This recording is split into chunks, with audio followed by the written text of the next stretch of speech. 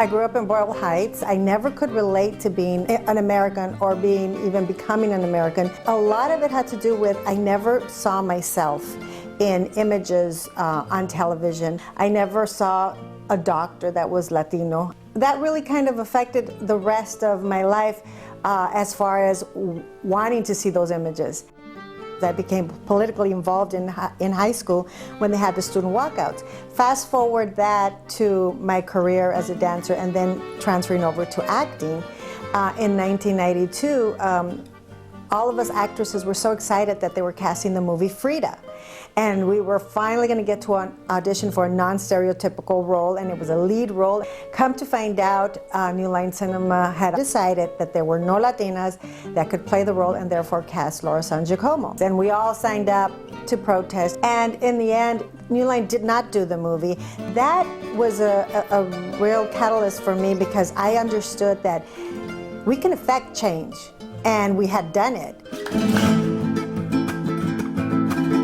It was a group of us who met during Zoot Suit. We were always very vocal about the fact that there were no Latinos roles that we could be proud of. And so we were always going to the unions. We were going to SAG, we were going to AFTRA, and we would get up and we would talk about the lack of roles and we would talk about the negative stereotypes that were being written. And they didn't seem to want to listen. After that we said, we need to keep our issues out in the forefront because people don't understand what the issues are. People don't know what Latinos in the industry are going through.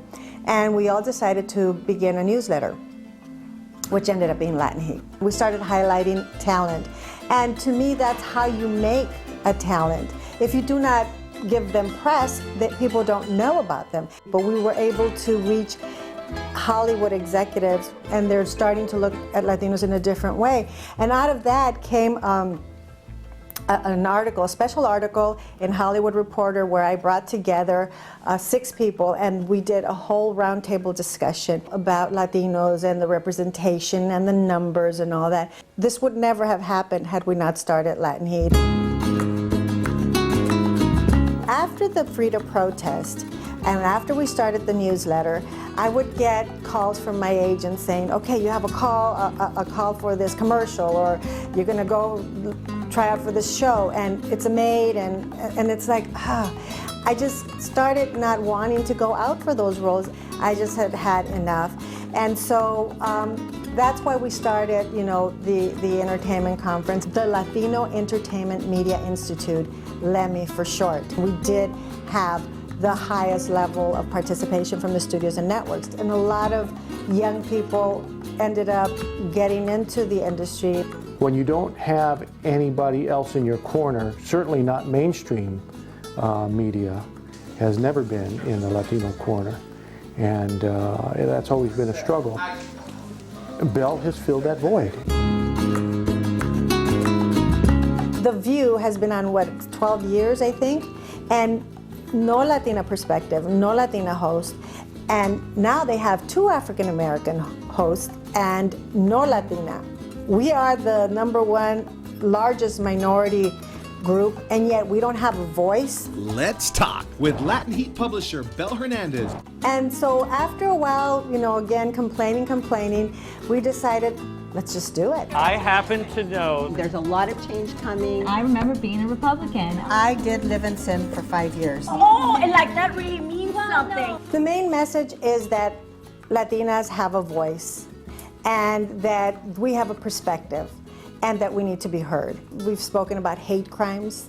We've spoken about immigration, plastic surgery, infidelity. It's about connecting to our community and providing information and providing access and resources and press. She has this drive that keeps her going and going, and I feel like she's not going to stop until things really change in Hollywood. Through the years, I've seen her at so many events chronicling our importance in the industry, and she has definitely made an impact on so many levels. We are so much more enriched as a community, and as artists because of her. We need to know that Latinos, we're part of this society, part of this country. When our kids are watching television and they don't see themselves reflected, like I did not see myself reflected when I was a kid, we don't have aspirations to be anything more than, you know, what we are. That's why we need diversity. We all need to understand who we are and that we're all equal and that we all matter as much as the next person.